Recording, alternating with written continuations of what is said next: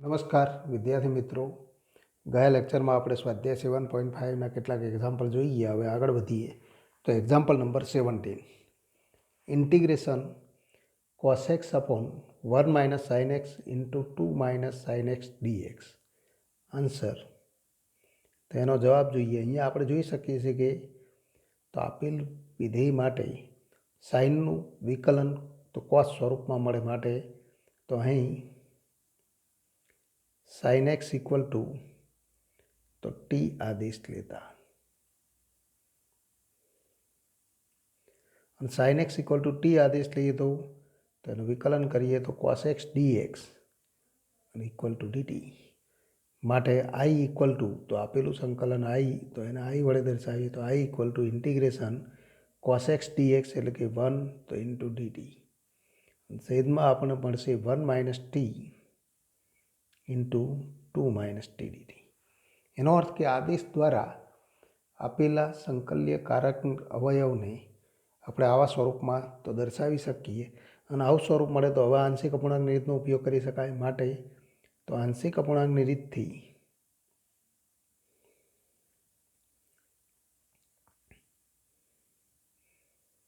1/1 - t into 2 - t અને equal two तो a/1 - t plus b/2 - t.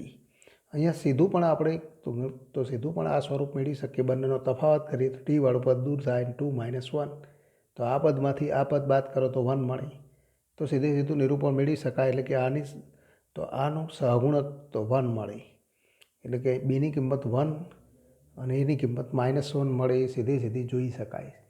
પણ બે પદ માટે આ મૌખિક રીતે આપણે આંશિક અપૂર્ણાંકનો રીતનો ઉપયોગ કરી શકીએ. માટે તો 1 equal to a into 2 - t plus b into 1 - t અને માટે તો સૂત્રમાં અથવા સમીકરણમાં t ઇક્વલ ટુ તો 1 લેતા t ઇક્વલ ટુ 1 લેતા એની કિંમત મળે તો 1 ઇક્વલ ટુ 2 - 1 એટલે કે a તો એની કિંમત 1 મળે અને t ઇક્વલ ટુ 2 લેતા ટીની કિંમત જો 2 લેવામાં આવે તો આ પદ 0 થઈ જાય તો આ પદ તો આ પહેલું સહગુણક 0 1 - 2 એટલે કે -b તો 1 ઇક્વલ ટુ -b અને ઇમ્પ્લાય b ઇક્વલ ટુ -1 તો bની કિંમત -1 મળે અને માટે માગેલું સંકલન I ઇક્વલ ટુ આનું સંકલન તો એનું સંકલન એટલે કે તો આપણે કહી શકીએ કે અહીંયા તો ઇન્ટિગ્રેશન a ઇન્ટુ એટલે કે 1 ઇન્ટુ ઇન્ટિગ્રેશન 1/1 - t dt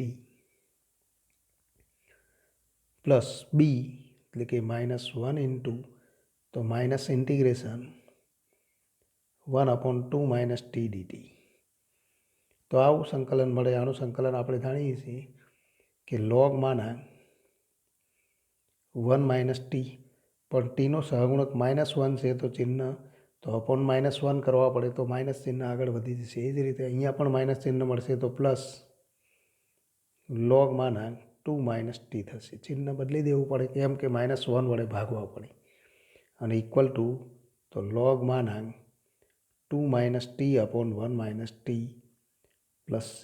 હવે ટીની કિંમત લખી દો. t ઇક્વલ ટુ તો કયો આદેશ લીધો છે sin x તો ઇક્વલ ટુ log માના 2 - sin x અપોન 1 - તો sin x પ્લસ c આ માગેલું સંકલન. તો આવા એક્ઝામ્પલમાં આપણે આદેશ દ્વારા આંશિક અપૂર્ણાંકની રીતનો ઉપયોગ કરી શકાય એ સ્વરૂપમાં એને દર્શાવી શકીએ. ત્યારબાદ આંશિક અપૂર્ણાંકની રીતનો ઉપયોગ કરીએ. ફરી મૂળ આદેશ તો આદેશ દ્વારા મૂળ ચલમાં આપણે રૂપાંતર કરીએ. તો આટલી બાબત આપણે ધ્યાનમાં રાખવી પડે કે બંને એટલે કે તો આદેશનો નિયમ અને આંશિક અપૂર્ણાંકની રીત બંનેનો ઉપયોગ તો આપણે એક સાથે તો એક એક્ઝામ્પલમાં કરી શકીએ. હવેથી આગળ વધીએ તો એક્ઝામ્પલ નંબર 19 નંબરનો એક્ઝામ્પલ જુઓ. Integration 2x upon x square plus 1 into x square plus 3 dx answer. તો અગાઉ આપણે જોઈએ તો બધા પદ એક્સ સ્ક્વેરવાળા હોત તો એક્સ સ્ક્વેરના બદલે ટી લખીને આપણે ગણતરી કરી શકત, પણ અહીંયા બધા પદ એક્સ સ્ક્વેરવાળા નથી, પણ અંશમાં તો એક્સ સ્ક્વેર કરતાં એક ઘાત તો ઓછી હોય એવો માત્ર એક્સની 1 ઘાત. તો અહીંયા આદેશ લેવો પડે તો અહીં પણ આદેશનો ઉપયોગ કરો. તો અહીં એક્સ સ્ક્વેર ઇક્વલ ટુ તો ટી આદેશ લેતા અને આપણે આઈ વડે દર્શાવી દઈએ માટે તો 2x dx equal to DT માટે આઈ ઇક્વલ ટુ ઇન્ટિગ્રેશન. હવે આપણે લખી શકીએ કે 2x dx એટલે કે 1 ડીટી અને છેદમાં ટી પ્લસ 1 ઇન્ટુ તો ટી પ્લસ તો 3, કારણ કે એક્સ સ્ક્વેરની જગ્યાએ ટી લખી દઉં. ફરી આંશિક અપૂર્ણાંકની રીતે ગોઠવી દઉં. અહીંયા પણ આપણે જો તફાવત લઈએ તો આ પદમાંથી આ પદ બાદ કરીએ તો 2 મળે. T minus T cancel, 3 minus 1 એટલે કે 2. તો 2 વડે ગુણો 2 વડે ભાગો તો 1/2 ઇન્ટુ તે સ્વરૂપ લખી શકાય. અને ત્યારબાદ તફાવત લઈએ છીએ તો એક પદ તો એકની કિંમત 1/2, એની કિંમત 1/2 તો બીની કિંમત -1/2 એવી આપણને કિંમત મળશે. એટલે કે બીની કિંમત 1 અને એની કિંમત -1/2. પણ આપણે રીત મુજબ ગણતરી કરીએ તો માટે આંશિક અપૂર્ણાંકની રીત દ્વારા તો અપૂર્ણાંકની રીતે ગોઠવીએ તો કઈ સ્વરૂપ મળે તો 1/t-1 ઇન્ટુ ટી પ્લસ 3 અને equal two a/t-1 plus b/t plus 3. તો મૌખિક રીતનો પણ ઉપયોગ કરી શકાય, પણ આપણે આ જ રીતનો ઉપયોગ કરીશું. તો 1 equal to a into T plus 3 plus B into t-1 માટે તો આ સૂત્રમાં ટીની કિંમત તો 1 લખીએ. ટી ઇક્વલ ટુ 1 લેતા તો એની કિંમત મળે તો માત્ર આ જ પદ જોવાનું છે. 1 ઇક્વલ ટુ ટીની કિંમત 1 લખી દો તો 4a અને ઇમ્પ્લાઇઝ a ઇક્વલ ટુ 1/4 તથા હવે ટીની કિંમત તો -3 લેતા તો ટીની કિંમત જો -3 લેવામાં આવે તો બીની કિંમત મળે તો 1 ઇક્વલ ટુ -3 - 1 તો -4b અને ઇમ્પ્લાઇઝ b ઇક્વલ ટુ -1/4. અહીંયા આપણે તો સરવાળો તો તફાવત મેળવીએ ત્યારે અહીં ટી પ્લસ 1 હતા એટલે આપણી ગણતરીમાં ભૂલ થઈ છે. અહીંયા t-1 આપણે લખી દીધું છે. હવે t+1 કરીએ તો અહીંયા t+1 કરીએ તો અહીંયા t+1 મળશે. તો ટી ઇક્વલ ટુ -1 લેવા પડે અને ટી ઇક્વલ ટુ -1 લેતા કઈ સ્વરૂપ મળે તો 1 ઇક્વલ ટુ t+1 અને t+3 તો આવું સ્વરૂપ મળે. તો 1 equal two T equal to -1 લખીએ 3 - 1 એટલે કે 2a મળે. તો એ ઇક્વલ ટુ 1/2 થશે. જે આપણે મૌખિક ગણતરી કરેલી હતી એ સ્વરૂપે 4 નહીં મળે પણ 1/2 મળશે. અને ટી ઇક્વલ ટુ -3 લેતા 1 ઇક્વલ ટુ -3 લઈએ તો -3 + 1 એટલે કે -2b મળે. તો b ઇક્વલ ટુ -1/2 મળશે. તો એ અને બીની કિંમત એ જ મળે માટે તો આઈ ઇક્વલ ટુ હવે આપણે લખી શકીએ આઈ ઇક્વલ ટુ તો આનું સંકલન બરાબર આનું સંકલન તો એ એટલે કે તો 1/2 integration 1/t+1 DT -1/2 into integration તો 1/t+3 ડીટી. તો આવું સ્વરૂપ મળે. તફાવત લઈએ છીએ ત્યારે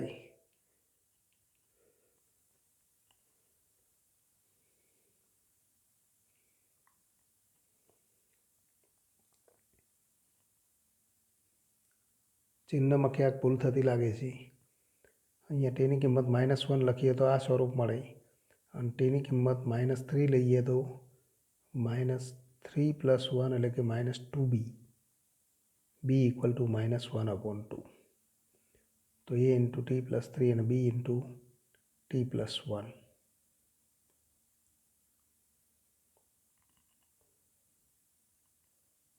તો આ પ્રમાણે આપણને કિંમત મળશે માટે 1/2 તો આનું સંકલન આપણે જાણીએ છીએ log માનાંક t+1 minus 1/2 log માનાંક t+3 + c અને ઇક્વલ ટુ 1/2 સામાન્ય લઈએ તો log a minus log b તો log માનાંક t+1/t+3 + c. હવે ટીની કિંમત લખી દો. ટી બરાબર તો x² એટલે કે 1/2 log માનાંક x² + 1/x² તો 3 + c તો જે માગેલું તો સંકલન તો આ માગેલું સંકલન થાય. તો હવેથી આગળ વધીએ તો એક્ઝામ્પલ નંબર 21 ઇન્ટિગ્રેશન 1/e⁻x-1 તો dx. આન્સર તો અહીંયા પણ તો આપણે જોઈ શકીએ છીએ કે e⁻x = t આદેશ લો તો આદેશ લેતા અને e⁻x = t આદેશ લઈએ તો e⁻x dx = dt અને ઇમ્પ્લાય dx તો dx e⁻x ની જગ્યાએ t લખી દઈએ તો આ બાજુ જાય તો 1/t dt અને માટે તો i તો આને આપણે i વડે દર્શાવીએ તો i ઇન્ટિગ્રેશન dx ની કિંમત લખો તો 1/t તો dt અને e⁻x-1 તો t-1.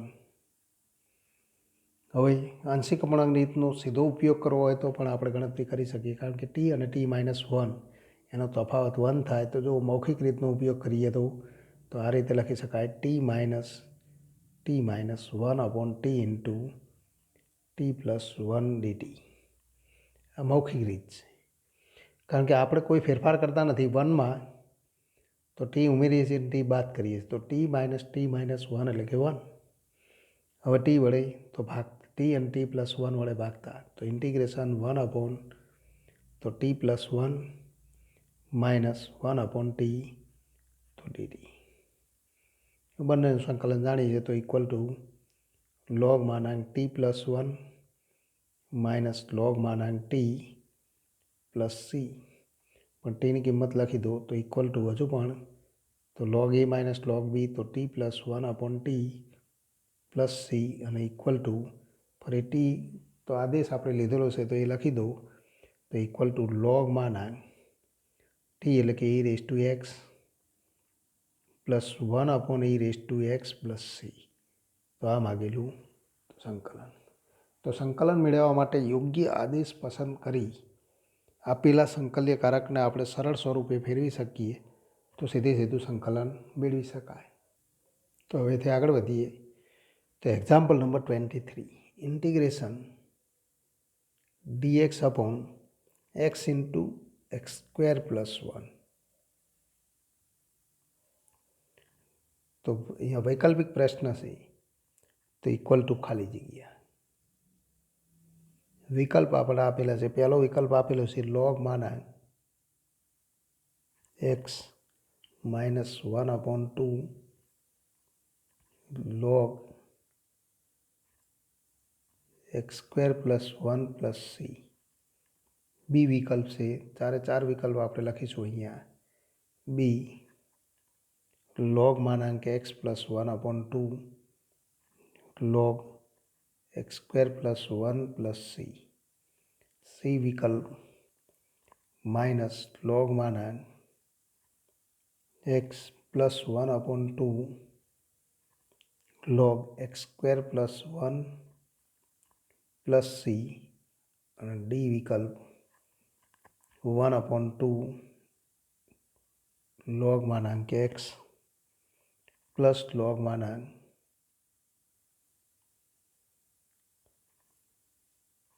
log x² + 1 + c. તો આન્સર અહીંયા આપણે ગણતરી કરીને આપણે નિરૂપણ મેળવીશું તો અહીં ઇન્ટિગ્રેશન 1/x × x² + 1 dx.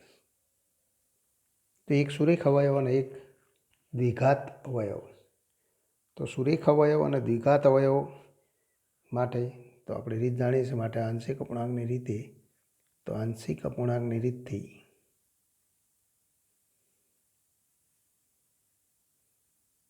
આપણે લખી શકીએ કે 1/x into x square plus 1 equal two a/x plus bx plus c upon x square plus 1. માટે 1 ઇક્વલ ટુ a ઇન્ટુ તો x square plus 1 plus x into bx plus c. તો સૂત્રમાં તો આ સૂત્રમાં x ઇક્વલ ટુ તો એક્સની કિંમત તો કઈ લઈએ તો આપણને નિરૂપણ મળે x ઇક્વલ ટુ 0 લેતા.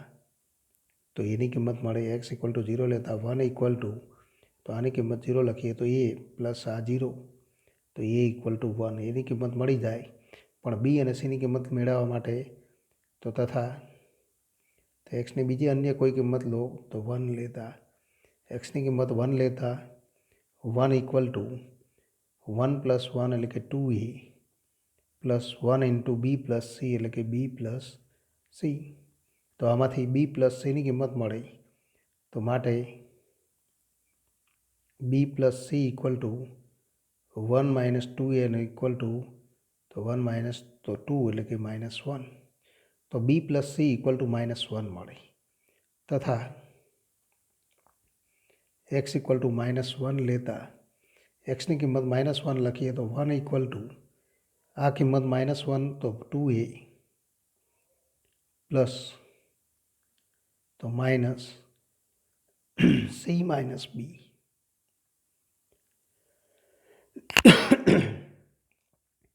અને માટે તો 2a માઇનસ સી પ્લસ બી.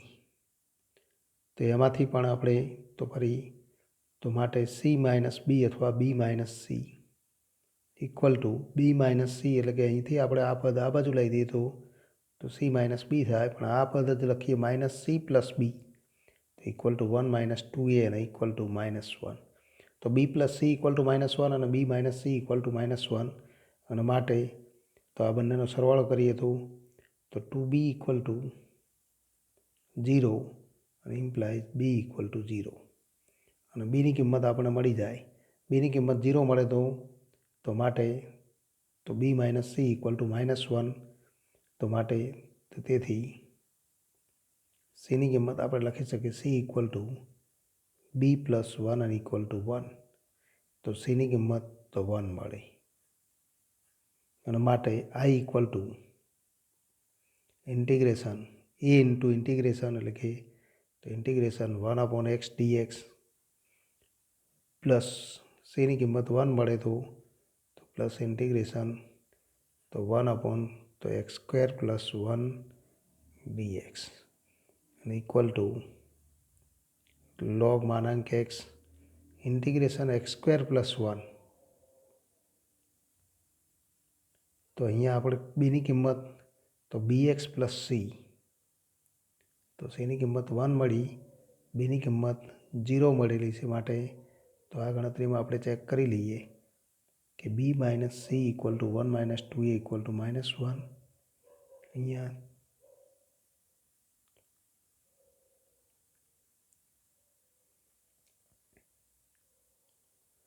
1 માઇનસ 2a અને ઇક્વલ ટુ 0 થશે. આપણે ભૂલ થઈ છે. અહીંયા પણ 1 માઇનસ 2 ઇક્વલ ટુ 1 તો -1 બરાબર છે. બી માઇનસ સી ઇક્વલ ટુ -1 અને બી પ્લસ સી ઇક્વલ ટુ તો આ તો 2b ઇક્વલ ટુ તો -2. અહીંયા ભૂલ થઈ છે. 2b ઇક્વલ ટુ -2 થાય 0 નહીં પણ 2c ઇક્વલ ટુ 0 થાય તો b equal to -1. B equal to -1 મળે અને બી ઇક્વલ ટુ -1 મળે તો સી ઇક્વલ ટુ 0. તો અહીંયા એક્સ મળે અને એક્સ મળે તો હવે આપણે ગણતરી કરી શકીએ plus 1/2 integration 2x/x square plus 1 dx અને ઇક્વલ ટુ તો log માનાંક x પ્લસ 1/2 આનું વિકલન અંશમાં છે. માટે log માનાંક x square plus 1 plus C. તો આ માગેલું સંકલન મળે ને એવું તો સંકલન કયું છે તો વિકલ્પ નંબર બી એ સાચો વિકલ્પ માટે તો વિકલ્પ બી સાચો વિકલ્પ. તો બી વિકલ્પ સાચો વિકલ્પ છે એમ આપણે કહી શકીએ.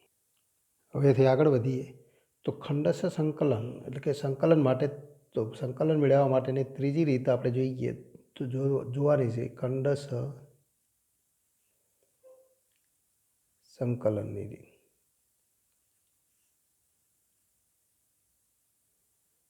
બે વિધેયના ગુણાકાર માટે સીધું સંકલન આપણે મેળવી શકતા નથી, એના માટે કોઈ રીત નથી. પણ ખંડશ સંકલન રીત બે વિધેયના ગુણાકારનું વિકલન મેળવવા માટેની રીત છે. પણ કોઈ પણ બે વિધેયનો ગુણાકાર આપણને આપેલો હોય તો એના માટે તો ખંડશ સંકલન નિયમનો ઉપયોગ કરી શકાય એવું જરૂરી નથી. પરંતુ તો ખંડશ સંકલન એના નામ ઉપરથી આપણે કહી શકીએ કે જે આંશિક સંકલન રીત. આંશિક સંકલન એટલે કે તો ખંડશ એટલે કે કેટલોક ભાગ એ સંકલન આપે ને કેટલાક ભાગનું તો આપણે સંકલન કરવું પડે. બે વિધેયના ગુણાકારના સંકલનનું તો આંશિક સંકલન આપે અને ત્યારબાદ તો અને અન્ય બે વિધેયના ગુણાકારનું એ તો સંકલન મેળવી શકાય એવા સ્વરૂપમાં નિરૂપણ આપે અને માટે જ એને આપણે ખંડશ સંકલનનો નિયમ કહીએ છીએ. તો એ નિયમ આપણે જોઈએ એટલે કે ખંડશ સંકલન નિયમથી સંકલ્યકારક અવયવ જો બે વિધેયના ગુણાકાર સ્વરૂપમાં હોય તો એનું આંશિક સંકલન આપે એટલે કે અર્ધ ભાગ એટલે કે એક ભાગ આપણને સંકલન સીધું આપી દે અને અન્ય એવા બે વિધેયના તો ગુણાકારમાં એ રૂપાંતરિત કરે. કયા બે વિધેયના ગુણાકારમાં રૂપાંતરિત કરે?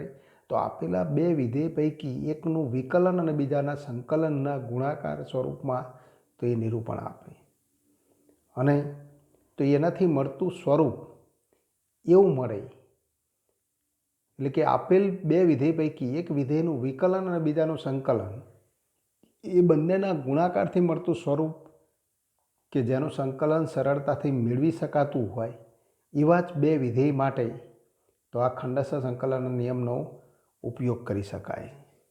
તો ખંડશ સંકલન નિયમ માટે તો આપણે જોઈએ કે તો વિકલન અને સંકલન બંને એકબીજાની વ્યસ્ત ક્રિયાઓ. તો વિકલન ઉપરથી આપણને સંકલનનો આ મળતો નિયમ છે. તો વિકલનનો ગુણાકારનો નિયમ તો વિકલનનો ગુણાકારનો નિયમ આપણે જાણીએ છીએ એટલે કે બે વિધેયના ગુણાકારનો વિકલન નિયમ. તો integration FX into GX DA તો જીએક્સ ડી બાય ડીએક્સ તો આનું આપણે સંકલન મેળવવું છે.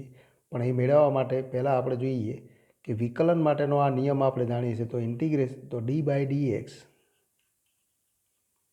FX into GX equal to તો એફએક્સ ઇન્ટુ તો જી ડેશ એક્સ અને આપણે આ પ્રમાણે પણ લખી શકીએ એફએક્સ ઇન્ટુ જી dash X plus G x into F dash X.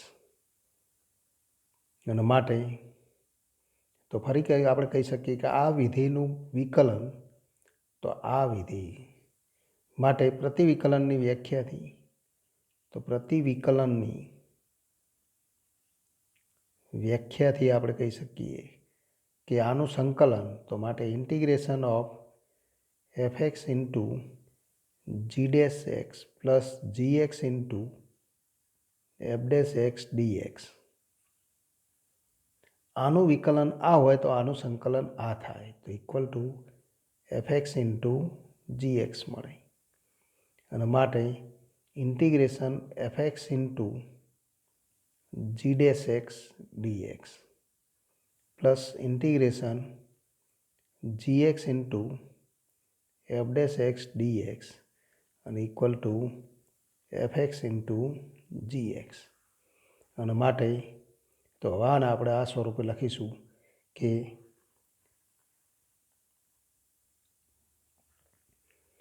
તો માટે ઇન્ટિગ્રેશન એફએક્સ ઇન્ટુ જી ડેશ એક્સ ડીએક્સ અને ઇક્વલ ટુ તો FX into GX minus integration gx into F dash X તો dx. તો આ નિયમને ખંડેસર સંકલનના નિયમ તરીકે ઓળખવામાં આવે. પણ એને ટૂંકા સ્વરૂપમાં આપણે યાદ રાખવું હોય તો આવા સ્વરૂપમાં આપણે યાદ રાખી શકીએ છીએ એફ એક્સ ઇક્વલ ટુ તો યુ અને gx ઇક્વલ ટુ વી લેતા.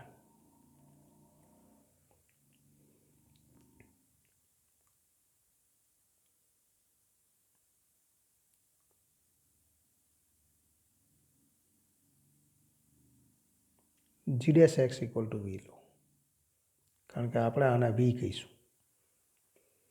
તો આપણે કહી શકીએ કે ડીયુ અપોન ડીએક્સ માટે F dash x equal to DU upon DX થાય અને જીએક્સ ઇક્વલ ટુ ઇન્ટિગ્રેશન તો વી ડીએક્સ થાય.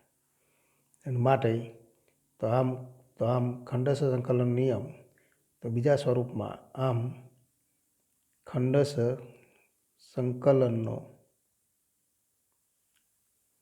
નિયમનું બીજું સ્વરૂપ તો આવા સ્વરૂપે મળે integration you into V d x અને ઇક્વલ ટુ એફ એક્સ એટલે કે યુ, જીએક્સ એટલે કે ઇન્ટિગ્રેશન વી dx minus integration g x into F dash x એટલે કે D U upon dx into integration V dx of તો ડીએક્સ. કારણ કે અહીંયા જીએક્સની કિંમત તો એફ ડેશ એક્સની પહેલાં કિંમત લખી છે ડીયુ અપોન ડીએક્સ અને જીએક્સની કિંમત તો integration V dx of DX. તો આ ટૂંકા સ્વરૂપમાં એને યાદ રાખી શકાય છે. અને બીજા સ્વરૂપમાં તો આ એફ એક્સ અને જીએક્સ સ્વરૂપે પણ લખી શકાય અથવા એના માટેનું બીજું સ્વરૂપ આપણે લખી શકીએ અથવા તો integration F X into GX DX અને ઇક્વલ ટુ યુ એટલે કે F X into integration GX DX minus integration તો ફરી આપણે લખી શકીએ F dash X into integration તો જીએક્સ ડીએક્સ ઓફ તો ડીએક્સ. તો આવા સ્વરૂપે પણ લખી શકાય છે જે આપણી ટેક્સ્ટબુકમાં તો એ સ્વરૂપે આપણને આપેલું છે, આ સ્વરૂપે આપેલું છે. પણ એના માટે આ નિયમ યાદ રાખીશું integration you into V DX equal to U into integration V dx minus integration DU upon dx into integration V dx of DX. હવે તો આ નિયમને આપણે ખંડેસર સંકલન નિયમ તરીકે ઓળખીએ. તો ખંડેસર સંકલનના નિયમનો ઉપયોગ કરતી વખતે કઈ બાબત ધ્યાનમાં રાખવી પડે? તો જ્યારે બે વિધેયના ગુણાકાર માટે ખંડેસર સંકલનના નિયમનો ઉપયોગ કરીએ ત્યારે બે વિધેયની પસંદગી મહત્ત્વની થાય. એક યુની પસંદગી અને વીની પસંદગી. તો એમાંથી કયા વિધેયને યુ તરીકે લઈશું, કયા વિધેયને વી તરીકે લઈશું? તો એવું વિધેય પસંદ કરો કે જેનું વિકલન સરળતાથી મેળવી શકાય. અને બીજું વિધેય તો જેનું વિકલન સરળતાથી મેળવી શકાય એને આપણે યુ કહીશું અને જેનું સંકલન સરળતાથી મળે એને વી તરીકે લઈ ત્યારબાદ ખંડેસર સંકલનના નિયમનો ઉપયોગ કરવો જોઈએ. એ ઉપરાંત તો જે વિધેયનું વિકલન આપણે મેળવીએ અને બીજા વિધેયનું સંકલન મેળવીએ તો એ બંનેના ગુણાકારથી મળતા વિધેયનું પણ સંકલન ખૂબ સરળતાથી મળવું જોઈએ. પણ આ રીતે તો એક બે સ્ટેપ આપણે અગાઉથી વિચારેલા હોવા જોઈએ. પણ આવી પસંદગી તો એ તો ખૂબ અઘરી થઈ જાય. તો એના માટે બે નિયમ છે કે જો ખંડેસર સંકલનના નિયમનો ઉપયોગ કરીએ ત્યારે એક જ વિધેયનો માટે ખંડેસર સંકલનના નિયમનો ઉપયોગ કરી શકાય કે એક વિધેય યુ અને વી તરીકે 1 લઈ લઈએ તો ખંડેસર સંકલન નિયમનો ઉપયોગ તો સીધો થઈ શકે. પણ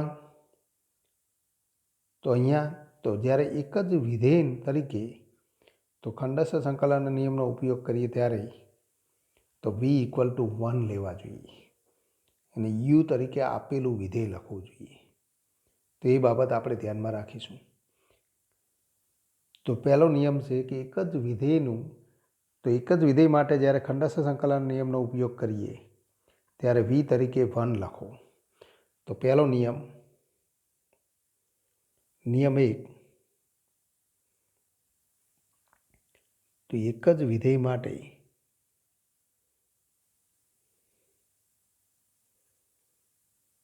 ખંડસ્થ સંકલનના નિયમનો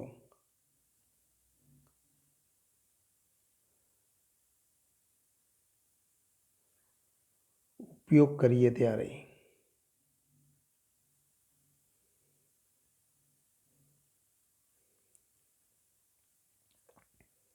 આપેલ વિધેયને u તરીકે અને 1 ને v તરીકે લેતા, એટલે કે v = 1 લો. પણ બે વિધેયનો ગુણાકાર હોય ત્યારે એના માટે તો અલગ નિયમ છે, એ આપણે તો આવતા લેક્ચરમાં તો જોઈશું.